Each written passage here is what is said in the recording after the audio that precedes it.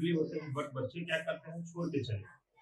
एकदम आसान सा सवाल है, चुटकियों में बनेगा, ठीक है। और ये इस तरह का सिर्फ डिजिट बदला रहेगा, बट क्वेश्चन तो वही रहेगा। इस बार के एग्जाम में भी यही सारे सवाल पूछे जाएंगे। बस आप लोगों को ध्यान देना है कि इसमें करना क्या है। एकदम वेरी इजिली मेथड से हम लोग इसको क्या करेंगे, सॉल्व करेंगे। आ रहा है बात समझ में? अब ध्यान देना है कि बनेगा कैसे। हर चैप्टर से लगभग क्वेश्चन है और ज्यादा नहीं, 8 सवाल है, इसको अब हम लोग सॉल्व करेंगे।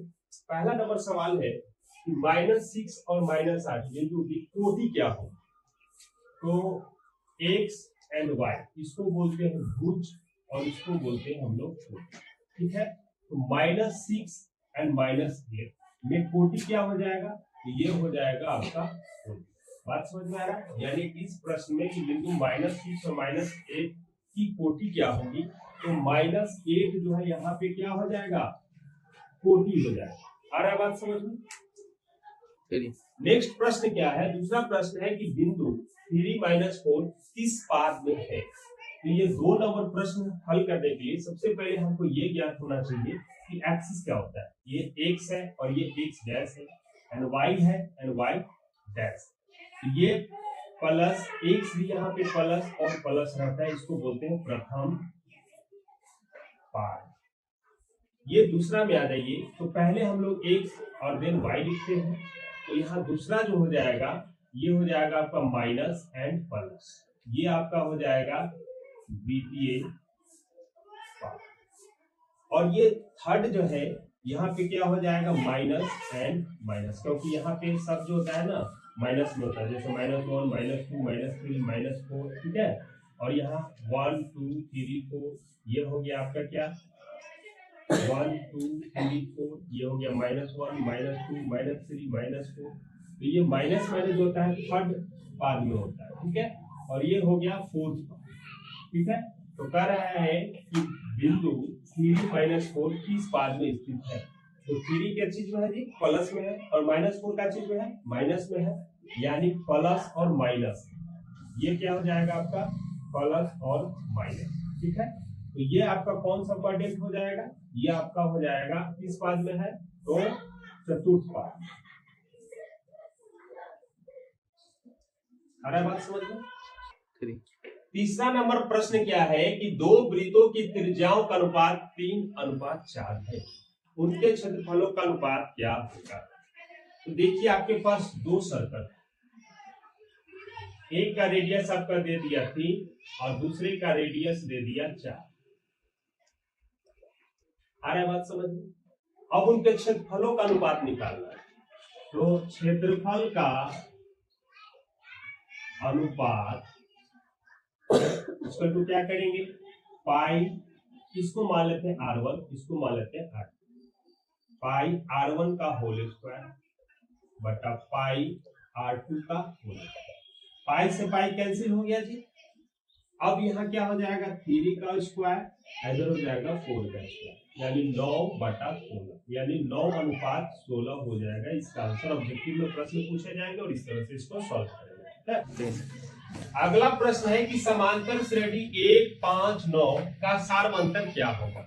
चलिए यहाँ एपी में जो दिया हुआ है क्या है, 1 है 5 है 9 है डॉट है। तो आपको पता होना चाहिए कि सारवंतर जो हम लोग ज्ञात करते हैं डी, यानी a2 - a1 है ना। फिर चेक करने के लिए क्या कर लेते हैं, a3 - a।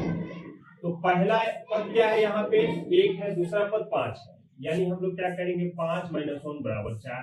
फिर इसको चेक कर लेंगे, 9 - 5 = 4, यानी सारवंतर डिफरेंस कितने का जी, 4 का। ये हो जाएगा आपका सारवंतर। आ रहा है बात समझ में, ये आपका सारवंतर हो जाएगा, ठीक है। 3 नेक्स्ट प्रश्न है आपका 5 नंबर प्रश्न है, साइन 90 डिग्री -e। एकदम बहुत ही मजेदार सा, आपको पता होना चाहिए कि साइन 90 - e क्या लिखाता है, cos a लिखा, ठीक है।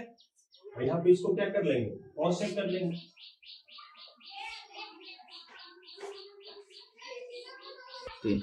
छठा नंबर प्रश्न है, बहुत ही रसीला प्रश्न इसको बोल सकते हैं, है कि नहीं, एकदम मजेदार। cos 59 × tan 80 डिग्री बटा में क्या है साइन 31 डिग्री और बटा में यहाँ पे है cos 10।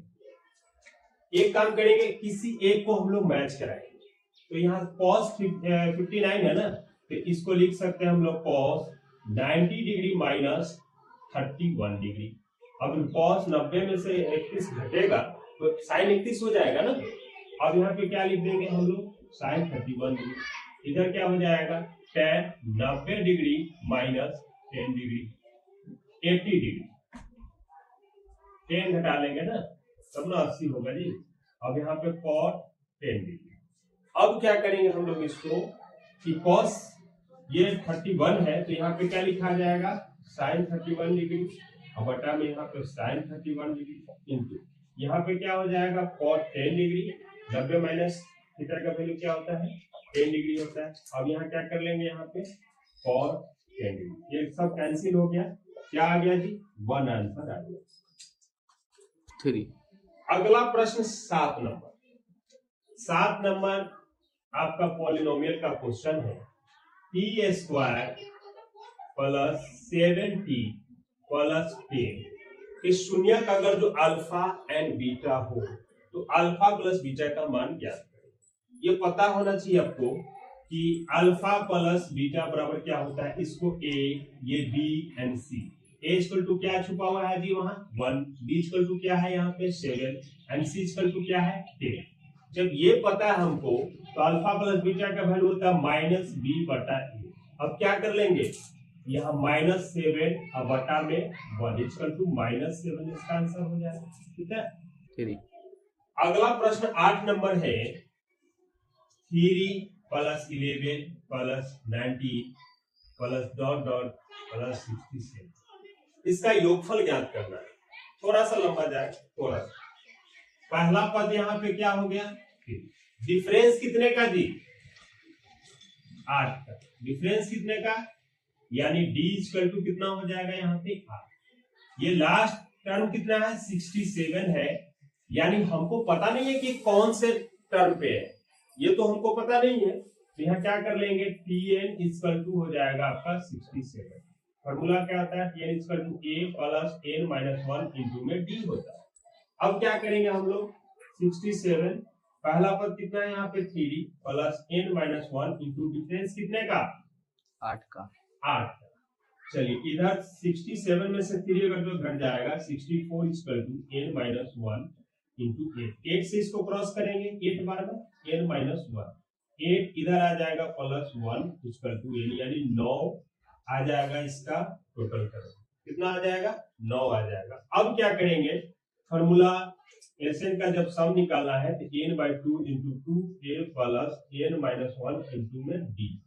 अब क्या करेंगे n का वैल्यू कितना है बाबू यहाँ पे 9 है 9 बटा में 2 इंटू a का वैल्यू 3 प्लस यहाँ 9 माइनस 1 और कितना हो जाएगा यहाँ पे 9 बटा 2 6 प्लस 9 में से ये 8 में 8 9 बटा 2 इधर क्या करेंगे 6 प्लस 8 64। अब क्या करेंगे 9 बटा 2 64 में 6 जोड़ेंगे कितना आ जाएगा जी 70 आ जाएगा। 2 से इसको डिवाइड कर लेंगे 35, इसको मल्टीप्लाई करो कितना आ जाएगा 9 बचे 45 हाथ में 4 9 3 27 4 कितना हो जाएगा 31 यानी 350।